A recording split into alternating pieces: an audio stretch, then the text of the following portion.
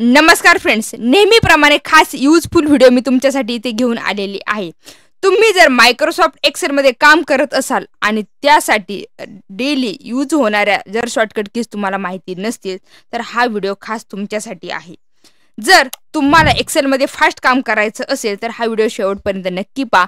या व्हिडिओमध्ये मी तुमच्यासाठी 15+ शॉर्टकट कीज ज्यांचा यूज रेग्युलर होतो अशा शॉर्टकट कीज मी तुम्हाला इथे एक्सप्लेन करणार आहे। चला तर मग जास्त वेळ न घालवता मी प्रियांका तुमचं प्रियाटेक या चॅनलवरती स्वागत करते। पण त्या अगोदर जर कोणी नवीन असेल, चॅनल सबस्क्राइब केलं नसेल तर त्यांनी लगेच या चॅनलला सबस्क्राइब करून घ्या व सर्वांनी या व्हिडिओला लाईक, शेअर आणि कमेंट करायला विसरू नका। आता आपण पाहणार आहोत शॉर्टकट की नंबर फर्स्ट। यामध्ये जर तुम्हाला फिल्टर अप्लाय करायचं असेल तर फिल्टर अप्लाय करण्यासाठी या शॉर्टकट कीचा यूज होतो। तर त्यासाठी काय करायचं, फक्त Ctrl+Shift+L बटन प्रेस करा। Ctrl+Shift+L बटन प्रेस केल्यानंतर इथे पहा तुमचा फिल्टर अप्लाय झालेला दिसेल। तुम्हाला दिसतो इथे फिल्टरचं साइन आलेलं आहे। ड्रॉप डाऊन जो एरो आहे तो आपला कशाचा आहे तर तो फिल्टरचा इथे आहे।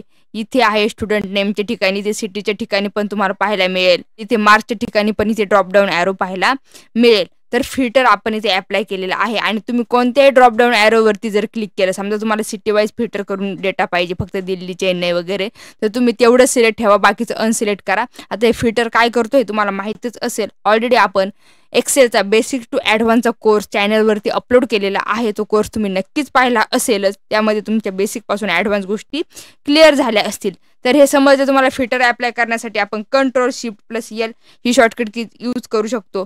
फिल्टर जर रिमूव्ह करायचं असेल तर परत एकदा Ctrl+Shift+L प्रेस करा। फिल्टर आपला इथे रिमूव्ह झालेला आहे। Shortcut key number second, convert data into table. Friends, data टेबलमध्ये कन्व्हर्ट करणं खूप गरजेचं आहे। ज्यावेळी तुम्हाला सेम फॉर्मॅटिंग सगळीकडे अप्लाय झालेली पाहिजे किंवा फॉर्म्युला इन फ्युचर सुद्धा सेम फॉर्म्युला अप्लाय झालेला पाहिजे, तर त्यावेळी तो डेटा टेबलमध्ये कन्व्हर्ट करणं गरजेचं आहे। तर त्यासाठी काय करायचं, डेटा सिलेक्ट करायचा। डेटा सिलेक्ट केल्यानंतर Ctrl+T बटन प्रेस करा। Ctrl+T किंवा तुम्ही Ctrl+L पण करू शकता। दोन शॉर्टकट की आहे टेबल मध्ये डेटा कन्वर्ट करण्यासाठी, Ctrl+T किंवा Ctrl+L।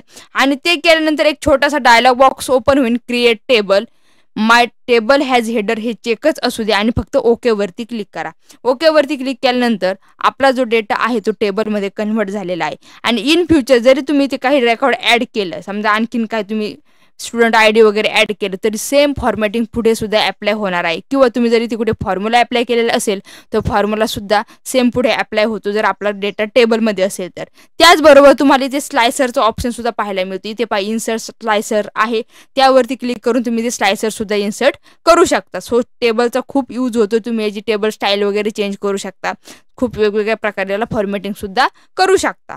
तर ही होती शॉर्टकट की नंबर सेकंड। आता शॉर्टकट की नंबर थर्ड आहे आपली फॉर्मॅट सेल्स डायलॉग बॉक्स।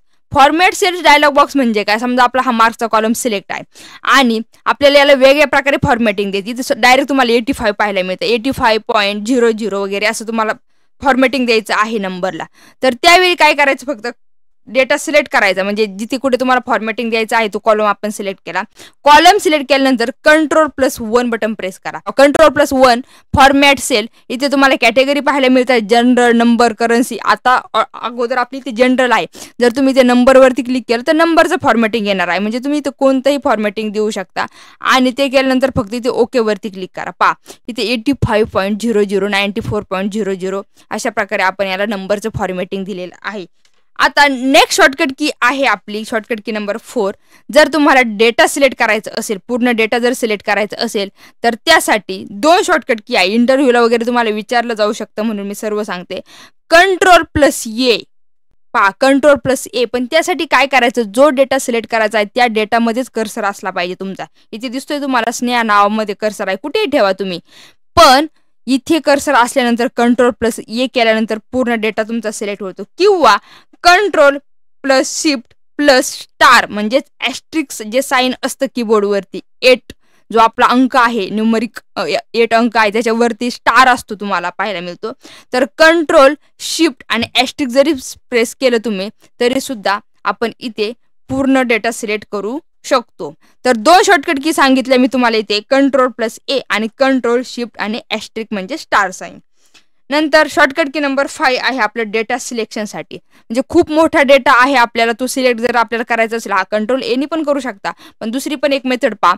त्यासाठी काय करायचं, स्टार्टिंगला कर्सर ठेवायचा, म्हणजे जिथे आपला डेटा स्टार्ट झालेला आहे तिथे आपला कर्सर ठेवायचा आणि त्यानंतर Ctrl+Shift * म्हणजे राईट साईडचा डेटा सिलेक्ट होतो. फक्त तेवढाच रो सिलेक्ट होतोय. Ctrl+Shift आणि जर डाऊन साईडचा डेटा पण तुम्हाला सिलेक्ट पाहिजे असेल तर Ctrl+Shift okay. Ctrl+Shift Ctrl+Shift Ctrl+Shift किंवा Ctrl+Shift म्हणजे जर खाली कर्सर असेल Ctrl+Shift आणि Ctrl+Shift असंही करू शकता. तर वेगवेगळ्या पद्धतीने तुम्ही ते डेटा सिलेक्ट करू शकता. त्यासाठी शॉर्टकट की सांगितलेली आहे मी तुम्हाला. फक्त ॲरोचा यूज करायचा आहे. ज्या ठिकाणी कर्सर आहे त्याच्या लेफ्ट साईड, राईट साईड वगैरे आपण डेटा सिलेक्ट करू शकतो. नंतर जर डेटाच्या लास्ट सेलवरती जम्प करायचं असेल, म्हणजे खाली नंबर ऑफ रो मध्ये तुमचा डेटा आहे, कॉलम पण भरपूर आहे, रो पण भरपूर आहे आणि तुम्हाला जर लास्ट सेल पाहिजे असेल, नॉन ब्लँक सेल पाहिजे असेल, म्हणजे लास्ट सेल कोणती आहे बाबा, तर ती पाहिजे असेल तर तुम्ही ते स्टार्टिंगला कुठेही कर्सर ठेवा.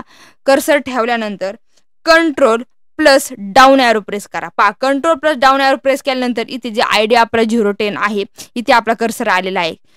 नॉन ब्लँक सेल ही कोणती आहे, नॉन ब्लँक सेल आहे, त्यासाठी आपण Ctrl+डाऊन प्रेस केलेला आहे. पण जर Ctrl+डाऊन परत जर एकदा प्रेस केला तर आपल्याला लास्ट रो नंबर पाहायला मिळतोय. म्हणजे आपल्या एक्सेल मध्ये टोटल रो किती आहेत, 10,48,576. तर आपल्याला लास्ट रो जर पाहायचं असेल तर परत एकदा Ctrl+डाऊन प्रेस करा. परत वरती जायचं असेल Ctrl+अप प्रेस करा. Ctrl+अप केल्यानंतर आपण परत नॉन ब्लँक मध्ये आलेलो आहोत आणि परत एकदा Ctrl+अप प्रेस केल्यानंतर इथे स्टुडंट ID कडे आपण आलेलो दिसेल तुम्हाला. जर इथे डेटा असेल तर दोनदा तुम्हाला Ctrl+डाऊन प्रेस करावं लागेल. नेक्स्ट शॉर्टकट की पाहणार आहोत आपण F4 convert to fix reference. Friends, एक्सेलमध्ये 2 रेफरन्स असतात, रिलेटिव्ह रेफरन्स आणि फिक्स रेफरन्स. हे तुम्हाला दोन्ही पण माहिती असेल. आता रिलेटिव्ह रेफरन्स म्हणजे काय, समजा आपल्याला हे मार्क्स आहेत आणि त्यामध्ये आपल्याला काहीतरी ऍड करायचं आहे. सो आपण काय करणार, इज इक्वल टू दिस प्लसचं साइन करणार आणि दिस सेल अशा 2 सेल सिलेक्ट करून एंटर करणार. एंटर केल्यानंतर 97 रिझल्ट आला आणि खाली पण आपल्याला सेम रिझल्ट पाहिजे असेल तर आपण फक्त ड्रॅग करतो किंवा डबल क्लिक करतो. तर इथे पण काय झालं, आता आपण फॉर्म्युला देताना अगोदर फर्स्ट सेलमध्येच फॉर्म्युला दिला, पण इथे सुद्धा आपला ऑटोमॅटिक फॉर्म्युला अप्लाय झालेला आहे. हे पहा, B3+C3 झालेला आहे. म्हणजे हा झाला आपला रिलेटिव्ह रेफरन्स. समजलं, रिलेटिव्ह रेफरन्स. पण एक्सेलमध्ये दुसरा रेफरन्स असतो फिक्स रेफरन्स. आता फिक्स रेफरन्सचा यूज काय होतो, समजा एक काहीतरी म्हणजे मार्क्स आहे स्टुडंटचे आणि तिथे आपल्याला प्रत्येकाला असे 5 ग्रेस मार्क ऍड करायचे आहेत. प्रत्येक ठिकाणी 5 मार्क्स मला ऍड करायचे आहेत. आता समजा मी इथे काय केलं, 85+5 केलं, इथे 90 आलं. पण आणि इथे जर खाली ड्रॅग केला रिझल्ट, पहा आता मी खाली ड्रॅग करते रिझल्ट, पण इथे काय होते, प्रत्येक ठिकाणी 5 मार्क्स ऍड होऊन रिझल्ट येतोय का, नाही. तर इथे सेमच रिझल्ट तुम्हाला पाहायला मिळतोय. म्हणजे या सेलमध्ये जो काही रिझल्ट आहे तोच रिझल्ट तुम्हाला इथे पुढे सगळीकडे पाहायला मिळतोय. इथे 5 मार्क्स ऍडच झालेले नाही, फक्त इथे एकाच सेलमध्ये 5 मार्क्स ऍड झालेले आहेत. तर हे जे खालचा जो रिझल्ट आहे तो रिलेटिव्ह रेफरन्स आहे. हे पहा ना, B3+C3, नंतर इथे कुठे पण जा B5+C5. तर हा रिलेटिव्ह रेफरन्सला जर आपल्याला फिक्स रेफरन्समध्ये कन्वर्ट करायचं असेल तर यासाठी आपल्याला डॉलर साईनचा यूज करावा लागतो. आता आपल्याकडे फक्त ही जी सेल आहे C2 सेल, तर ही C2 सेलच सगळ्या सेलमध्ये ऍड होऊन रिझल्ट आला पाहिजे. या C2 सेलमध्ये जे 5 आहे ते सगळीकडे ऍड झाले पाहिजे. तर त्यासाठी काय करायचं, आपल्याला या C2 सेलला फिक्स करणं गरजेचं आहे. सो फिक्स करण्यासाठी ही सेल सिलेक्ट करा, फक्त C2 सेल सिलेक्ट करा आणि सिलेक्ट केल्यानंतर आपल्याला इथे F4 प्रेस करायचा आहे. F4 प्रेस केल्यानंतर इथे डॉलर साइन आलेलं दिसेल. C म्हणजे कॉलमच्या अगोदर डॉलर साइन आले आणि रो नंबरच्या अगोदर सुद्धा डॉलर साइन आलेलं आहे. तर हे काय झालं, हे आपलं फिक्स झालेली आहे. याला फिक्स रेफरन्स म्हणतात. इतकं करा फक्त. आणि इतकं केल्यानंतर आता जर तुम्ही डबल क्लिक केलं तर सी मॅजिक खाली सुद्धा तुम्हाला चेंजेस झालेले पाहायला मिळतात. 95 90 मध्ये 5 ऍड झाले, 92 मध्ये ऍड झाले, 79 मध्ये ऍड झाले, 87 मध्ये 5 ऍड झालेले आहे. म्हणजे प्रत्येक मार्क्स जे आहेत आपले खाली सुद्धा त्यांच्यामध्ये 5 ऍड होऊन आपला रिझल्ट आलेला आहे. आणि तुम्ही ते कुठेही जरी क्लिक केलं तर तुम्हाला इथे B6+C2 पाहायला मिळतोय, कारण आपण इथे फिक्स रेफरन्स क्रिएट केलेला आहे. सो फिक्स रेफरन्स साठी काय यूज करायचं, F4. आता शॉर्टकट की नंबर 8 यासाठी आपण F2 चा यूज करणार आहोत. Edit active cell in Excel. कोणती सेल जर तुम्हाला एडिट करायची असेल, समजा तुम्हाला इथे मार्क्स आहे 76, याला एडिट करायचं असेल तर त्यासाठी फक्त F2 बटन प्रेस करा. F2 बटन प्रेस केल्यानंतर तुम्ही इथे एडिट करू शकता. तुम्हाला पाहिजे तेवढे मार्क्स तुम्ही ते ऍड करू शकता. ओके, समजा इथे काहीतरी नाव आहे आणि तुम्ही जर यावरती काहीतरी करायला गेले तर काय होतं, डायरेक्ट जर राईट करायला गेले तर अगोदरचं डिलीट होतं आणि नंतर नव्याने जे काय आहे ते तुमचं ऍड होतं. सो असं न होता आपल्याला काय पाहिजे, त्या नावाच्या पुढे आपल्याला सरनेम पण ऍड करायचं आहे. सो यावरती क्लिक करून तुम्ही F2 प्रेस करा आणि F2 प्रेस केल्यानंतर इथे कर्सर तुम्हाला ब्लिंक झालेला दिसतो आणि यापुढे टाईप करा जे काय तुम्हाला नाव टाईप करायचं आहे, सरनेम वगैरे, तर तुम्ही असं टाईप करू शकता.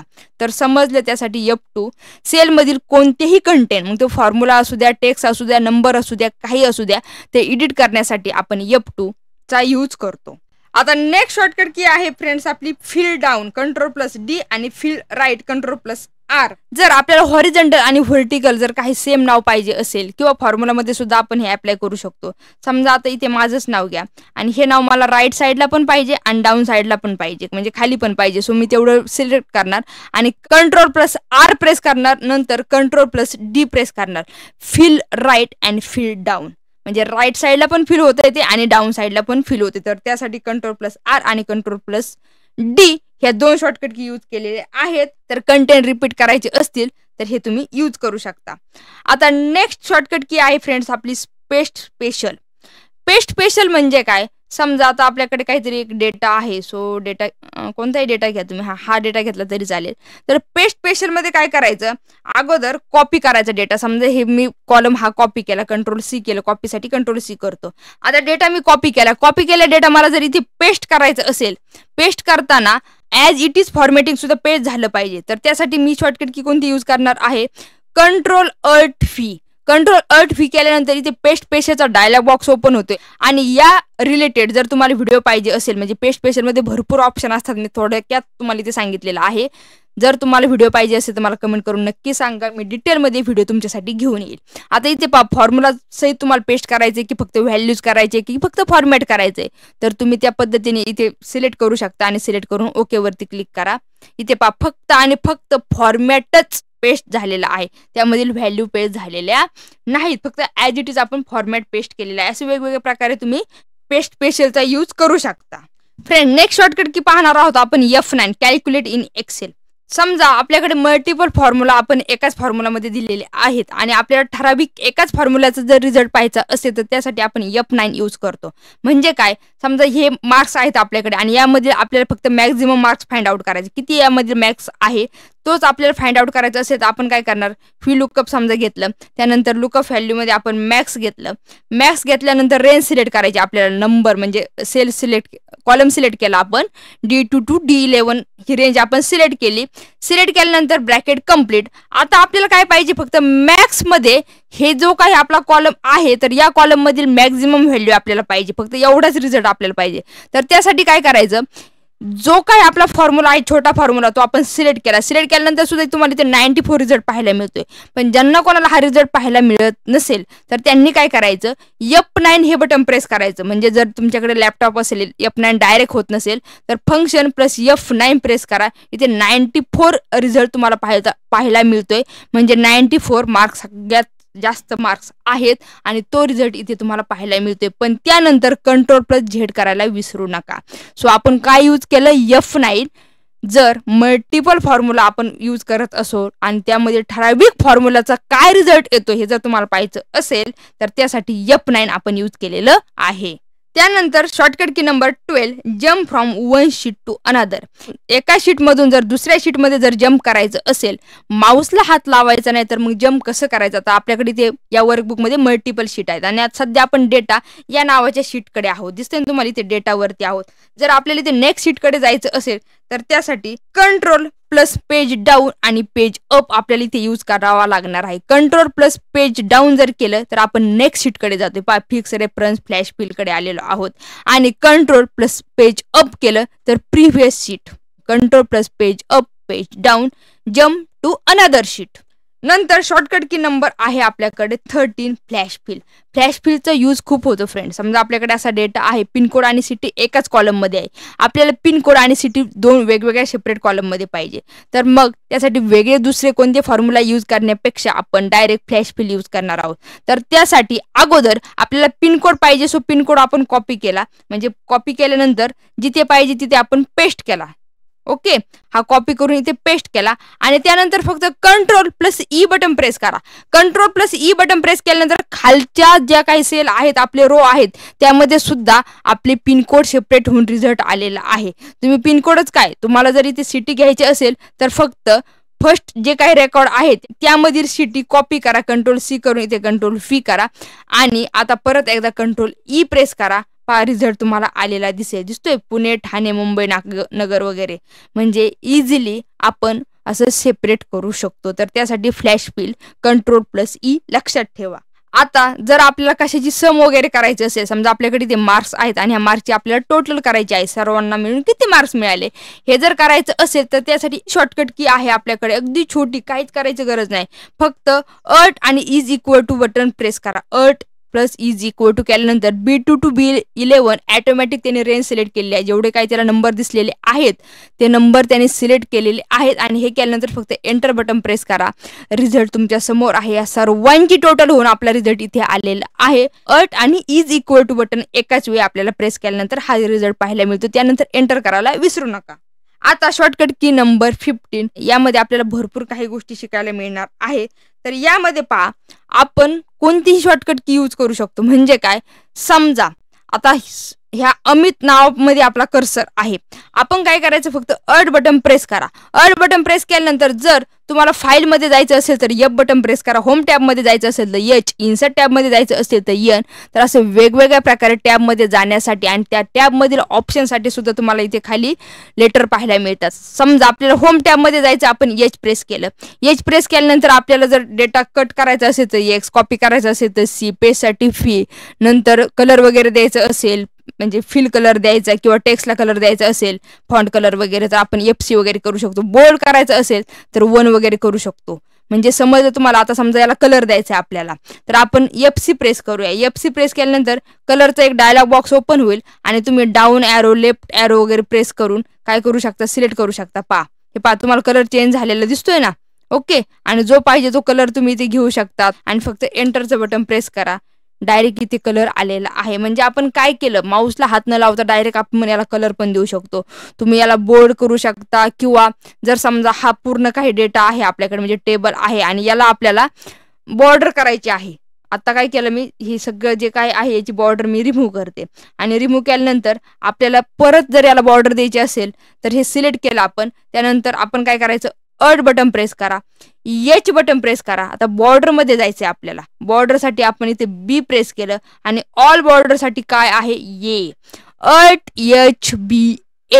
Alt+HBA करून आपण काय केलं, डायरेक्ट आपल्या टेबलला बॉर्डर पण दिलेली आहे. म्हणजे असं वेगवेगळ्या पद्धतीने तुम्ही तुमच्या शॉर्टकट की क्रिएट करू शकता आणि त्याचा यूज सुद्धा रेग्युलर करू शकता.